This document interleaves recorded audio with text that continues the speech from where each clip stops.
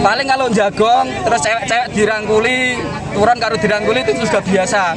Banyak yang lihat itu. Tapi didiamkan ya Pak ya? Loh, didiamkan karena orangnya yang mengaku khorikul adah, wali sing nulayani adat.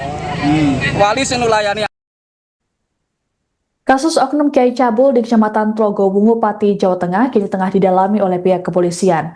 Belakangan korban dari oknum Kiai tersebut mulai bersuara, menceritakan modus yang selama ini dilancarkan pelaku bernama Asyari tersebut. Seorang pria bernama Sofi dalam aksi pengerudukan di rumah Asyari pada Sabtu 2 Mei mengungkapkan pihaknya sudah mengabdi selama 11 tahun kepada pelaku. Sofi baru bisa melepaskan diri pada tahun 2018 lalu. Kepada wartawan, Sofi menceritakan bahwa dirinya bukan hanya saksi, tapi juga korban pemerasan. Selama lebih dari 1 dekade, Sofi dipaksa bekerja tanpa upah untuk membangun sejumlah bangunan seperti pondok pesantren hingga musola. Bahkan, Sofi juga diperintah untuk berbohong kepada orang tuanya demi mengalirkan uang kepada pelaku yang kini jadi tersangka tersebut.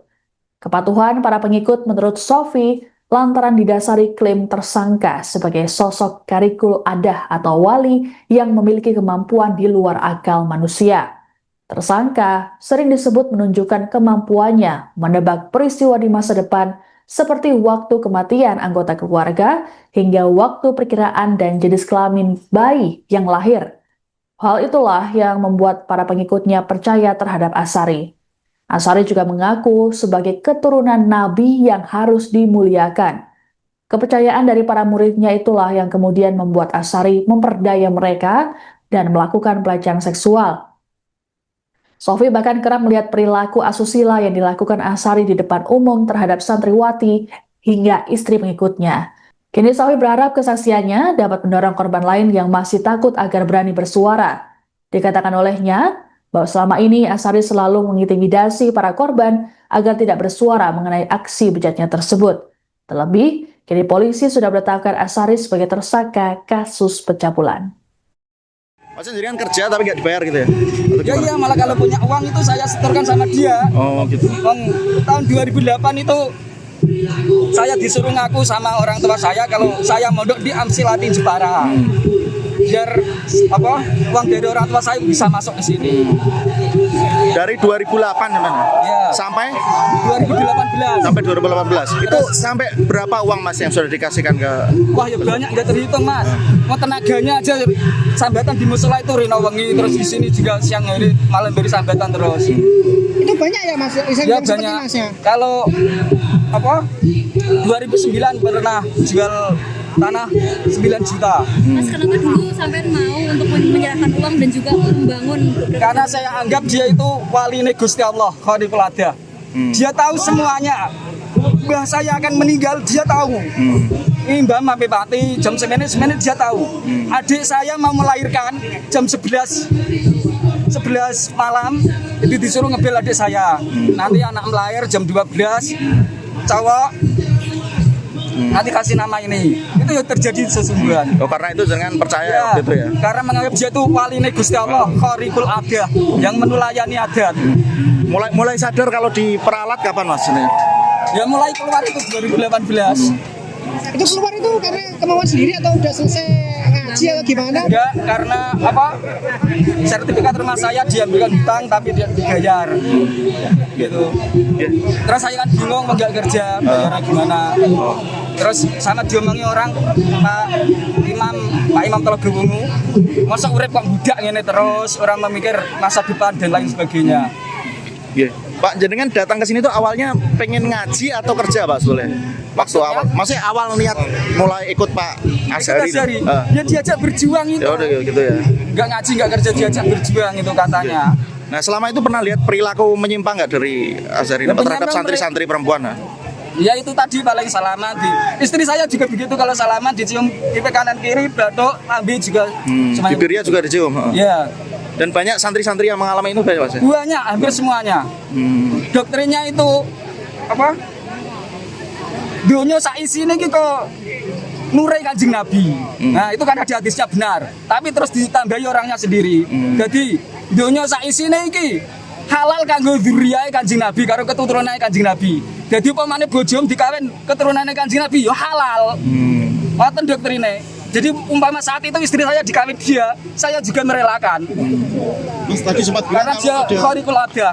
Mas tadi sempat bilang kalau ada satu yang melapor malah difitnah, itu gimana Mas? Ya ini yang melapor ini yang sudah nyewa pengacara, sudah nyewa intel tahun 2024.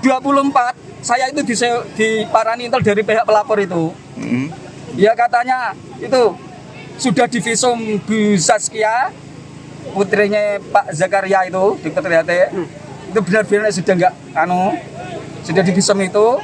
Tapi kok terus nggak ada kelanjutannya, nggak tahu. Mas, mungkin yang perilaku menyimpang lainnya Mas, selain mencium mungkin yang kasar Kalau mata. melakukan zina kan nggak ada yang lihat kan Mbak.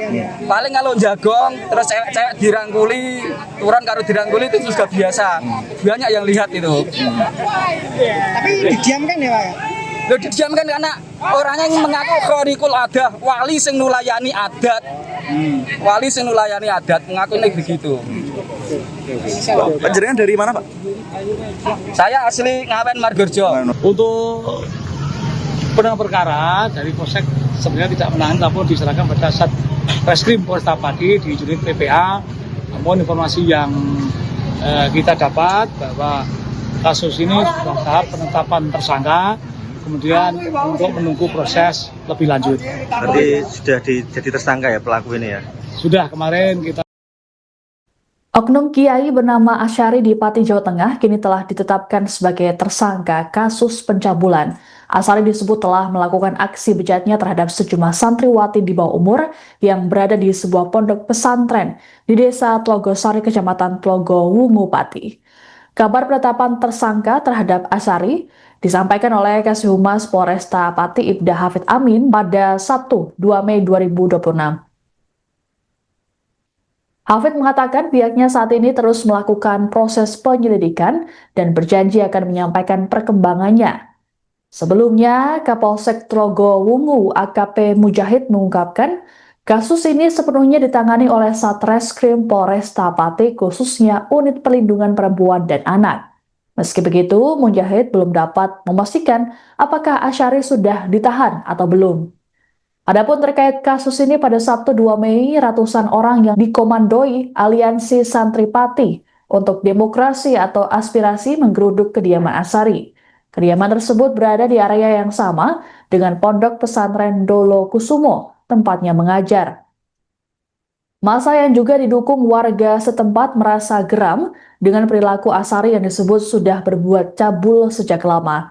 Dalam aksinya, massa memasang sejumlah spanduk bertuliskan sindiran atau protes, satu diantaranya tulisan Sang Predator di depan kediaman Asyari. Perwakilan pemuda Desa Tlogosari Ahmad Nawawi saat ditemui di lokasi menyatakan tindakan Asyari tak hanya mencoreng pesantren tapi juga identitas desa setempat. Menurutnya, pelaku selama ini sering melancarkan ancaman terhadap pihak yang mencoba bersuara. Dikatakan Ahmad, sebenarnya sosok Asyari sudah lama tak diterima oleh masyarakat setempat. Namun pelaku selama ini memiliki basis massa dari luar daerah serta pelindungan pihak-pihak tertentu yang membuat para korban merasa terintimidasi. Disinyalir perbuatan Asyari tak hanya soal pencabulan saja, tapi juga ada indikasi praktik penipuan, pemerasan hingga pelecehan seksual secara sistematis. Ini alhamdulillah berjalan dengan kondusif. Saya Kapolsek bersama kita telah melakukan kegiatan ini dengan baik, koordinasi dengan Korlap, Caulil, kemudian warga Tlogosari.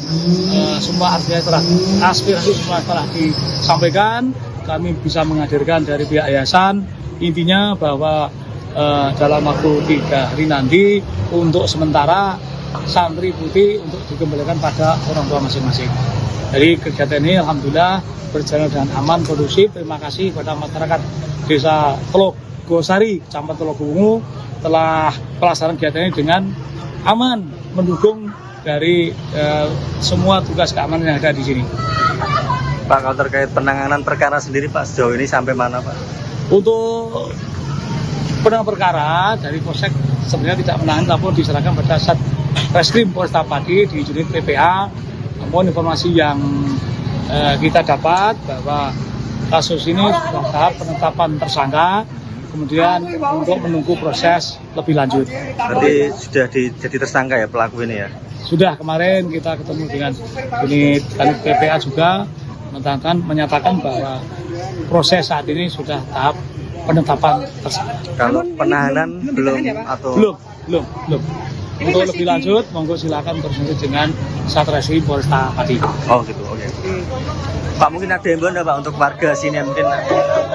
Untuk warga sini kami menghimbau karena semua aspirasi sudah ditampung, semua sudah insya Allah bisa dilaksanakan. Menghimbau masyarakat untuk kedepannya, kalau ada permasalahan kita komunikasikan bersama, kita koordinasikan bersama dengan Forkopimda, dengan tokoh masyarakat, tokoh agama, kemudian tokoh pemuda di sini, sehingga sumbatan-sumbatan informasi yang perlu didapatkan bisa terlaksana dengan baik. Seperti itu, jadi tidak ada lagi untuk anarkis, apalagi berbuat yang melanggar hukum. Tentunya kita berupaya untuk menegakkan hukum, namun di satu sisi jangan sampai warga juga melanggar hukum yang ada di kita semuanya. Terima kasih.